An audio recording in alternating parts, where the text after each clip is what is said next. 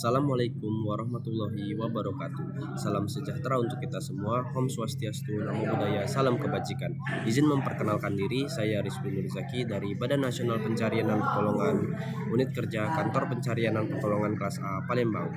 Saya dari Angkatan 6. Pada kesempatan kali ini, saya akan menjelaskan kondisi saat ini dan kondisi yang diharapkan terkait kesiapsiagaan bela negara bagi pegawai negeri sipil di instansi Basarnas. Yang pertama adalah kondisi saat ini, pemahaman konsep tentang bela negara. Sebagian besar PNS memiliki pemahaman dasar mengenai bela negara.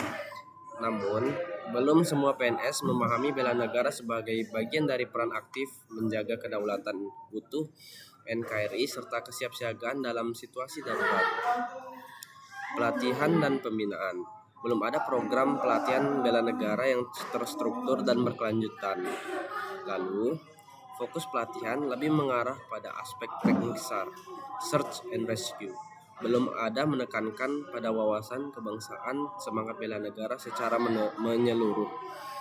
Lalu, integrasi nilai bela negara. Nilai-nilai seperti disiplin, loyalitas, dan pengabdian sudah tercermin dalam tugas operasional, tetapi belum secara jelas dikaitkan dengan kerangka bela negara. Lalu selanjutnya, partisipasi dalam program-program kebangsaan masih bersifat seremonial dan belum menyentuh aspek pembentukan karakter. Lalu masih terbatasnya kebijakan atau pedoman internal yang secara spesifik mengatur implementasi bela negara di lingkungan Basarnas. Lalu, untuk kondisi yang diharapkan, pemahaman dan komitmen menyeluruh. Seluruh PNS Basarnas memiliki pemahaman yang utuh dan komitmen yang kuat terhadap nilai-nilai bela negara, baik dalam konteks pemahaman non-militer maupun kesiapsiagaan nasional. Lalu, tersedianya pelatihan rutin bela negara yang terintegrasi oleh pelatihan SAR mencukupi aspek fisik, mental, ideologi, dan serta ketahanan nasional. Pelibatan lembaga seperti kemiliteran, pertahanan dalam menyusun kurikulum pembinaan. Lalu, tersusunnya regulasi atau surat edaran Kepala Basarnas terkait pelaksanaan pembinaan dan evaluasi bela negara di lingkungan instansi. Lalu, pengukuran dan pelaporan secara berkala terhadap implementasi nilai-nilai bela negara. Lalu, PNS Basarnas siap dilibatkan tidak hanya dalam SAR tapi juga dalam kegiatan nasional seperti penanggulangan bencana, ketahanan sipil, dan krisis nasional. Lalu, untuk tekniknya adalah SWOT. SWOT ada yang pertama adalah strength atau kekuatan. Dalam aspek kejelasannya, yang pertama adalah disiplin dan semangat kemanusiaan yang tinggi. PNS Basarnas terbiasa bekerja dalam situasi kritis, penuh kedisiplinan dan dedikasi sesuai dengan semangat bela negara. Selanjutnya adalah keahlian teknis dan fisik yang telah memiliki kapasitas teknik SAR tanggap darurat yang dapat dikembangkan ke arah pertahanan non-militer. Lalu selanjutnya, struktur organisasi responsif. Basarnas memiliki struktur responsif organisasi yang terlatih dan cepat tanggap, cocok untuk diterapkan dalam kerangka kesiapsiagaan bela negara. Selanjutnya adalah weakness atau kelemahan.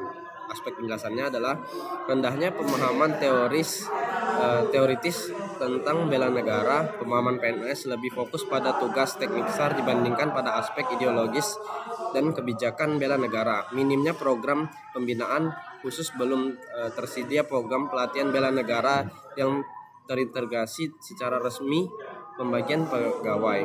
Lalu, belum ada indikator kinerja bela negara, tidak ada tolak ukur evaluasi terhadap implementasi nilai-nilai bela negara di lingkungan kerja.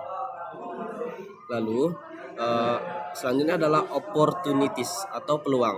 Aspek kejelasannya adalah dukungan regulasi nasional. Adanya Undang-Undang Nomor 23 Tahun 2019 tentang pengelolaan sumber daya nasional untuk pertahanan negara menjadi landasan hukum untuk keterlibatan ASN. Langsung yang keduanya, kolaborasi dengan Kementerian Pertahanan dan lembaga pendidikan bela negara demi menjalin kerjasama pelatihan bela negara. Selanjutnya adalah perhatian pemerintah terhadap ketahanan nasional. Pemerintah tengah memperkuat kesadaran bela negara ini di seluruh ASN, termasuk Basarnas. Selanjutnya yang terakhir adalah digitalisasi atau e-learning, pemanfaatan teknologi untuk menyelenggarakan pelatihan bela negara secara daring dan efisiensi kelanjutan. Yang terakhir adalah selanjutnya adalah threats atau tantangan. Tingginya beban operasional, tekanan kerja dan jadwal tekanan operasional dapat menjadi hambatan dalam menyelenggarakan pelatihan bela negara secara berkala. Lalu, ketimpangan pemahaman antar pegawai. Terdapat perbedaan pemahaman antara pegawai senior dan junior atau pusat dan daerah.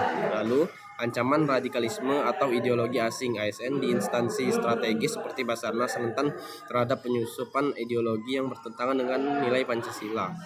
Lalu, rekomendasi yang bisa kita lakukan adalah satu, penguatan kebijakan dengan regulasi internal, menyusun regulasi internal yang mewajibkan implementasi nilai-nilai bela negara dalam tugas dan pembinaan pegawai.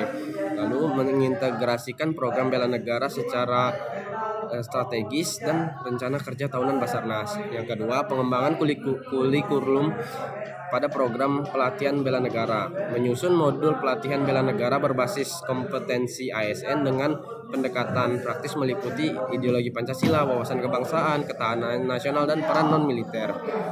Lalu, kerjasama dengan Kementerian Pertahanan untuk pelatihan dan sertifikasi. Lalu selanjutnya adalah nilai integrasi nilai bela negara dalam budaya kerja. Menetapkan nilai-nilai negara sebagian dari core value Basarnas seperti nasionalisme, integritas nasional, tangguh, dan loyal.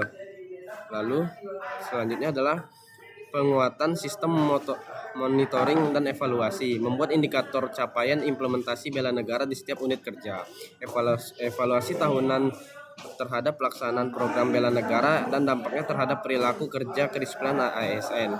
Yang terakhir adalah optimalisasi komunikasi dan sosialisasi internal dengan cara mengadakan kampanye internal bertema bela negara secara rutin melalui media digital, spanduk video inspiratif, dan kegiatan kebangsaan. Meningkatkan literasi kebangsaan melalui seminar, webinar, dan diskusi internal secara tematik. Baik, itu saja yang bisa saya sampaikan. Saya akhiri. We are family. Afik Nam Jagat Samagram. Wassalamualaikum warahmatullahi wabarakatuh.